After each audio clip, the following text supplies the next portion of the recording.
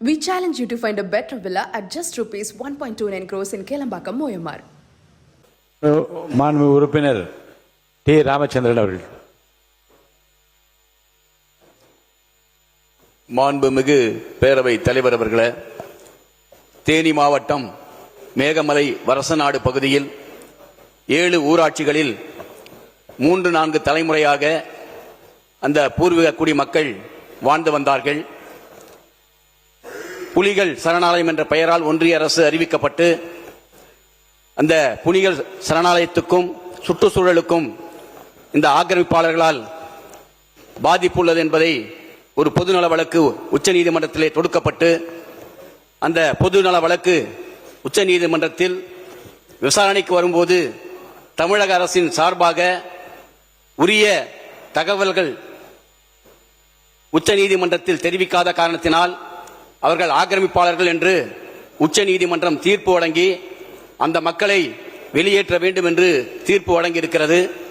மாநில காவல்துறை ஒத்துழைக்கவில்லை என்றால் துணை ராணுவத்தை கொண்டு அந்த மக்களை வெளியேற்ற வேண்டும் என்று அந்த தீர்ப்பிலே சொல்லப்பட்டிருக்கிறது. உச்சநீதிமன்றமே சொந்த நாட்டு மக்களை துணை ராணுவம் கொண்டு வெளியேற்ற வேண்டும் என்பது இன்றைக்கு மிகவும் கவலையாக இருக்கிறது. அதோடு மட்டுமல்லாமல் அந்த மக்கள் தொடர்ந்து தங்களுக்கு குடியிருப்புகளுக்கான பட்டா, அதே போல உடும் நிலங்களுக்கான பட்டா வழங்க வேண்டும் என்று 60 ஆண்டு காலம் ஆட்சியில் இருந்த ஆட்சியாளரிடத்திலே அதிகாரியிடத்திலே பலமுறை வட்டாட்சியர், கோட்டாட்சியர், மாவட்ட ஆட்சியர் என்று மனுக்கள் கொடுத்து அவருடைய கோரிக்கைகளை ஆட்சியாளர்களும் அதிகாரிகளும் செவிசாய்க்காத நிலையில் இன்றைக்கு அவர்கள் ஆக்கிரமிப்பாளர்கள் என்று முத்திரை குத்தப்பட்டிருக்கிறது.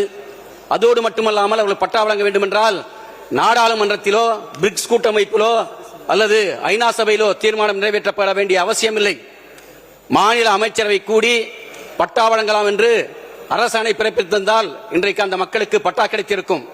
அதை 60 ஆண்டு கால ஆட்சியாளர்கள் செய்யவில்லை என்பதை இந்த நேரத்திலே நான் இந்த அவையிலே சுட்டிக்காட்ட விரும்புகிறேன்.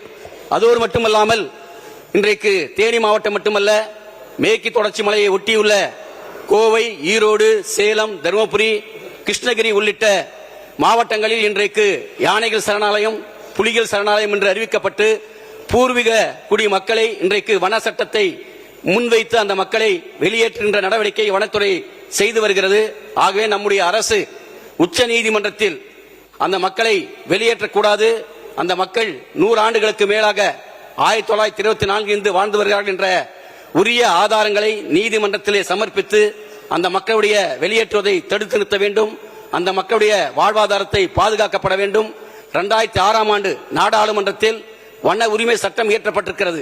அந்த வன உரிமை சட்டத்தின்படி யாரெல்லாம் 1980க்கு முன்பு வரை வனங்களில் குடியிருக்கிறார்களோ, சாகுபடி செய்கிறார்களோ அந்த பழங்குடி மக்களுக்கு, மலைவாழ் மக்களுக்கு வன உரிமை சட்டம் 2006 படி பட்டா வழங்க வேண்டும் என்று நாடாளுமன்றத்திலே சட்டம் இருக்கிறது. அந்த வன உரிமை சட்டத்தின் அடிப்படையில் இன்றைக்கு தமிழ்நாடு முழுவதும் உள்ள பழங்குடி மற்றும் மலைவாழ் மக்களுடைய நிலங்களுக்கு இந்த அரசு பட்டா வழங்க வேண்டும் என்று கேட்டு இந்த மேகமலை வரசநாடு மக்களை பாதுகாக்கப்பட வேண்டும். We challenge you to find a better villa at just rupees 1.29 crores in Kelambakam, Moyamar.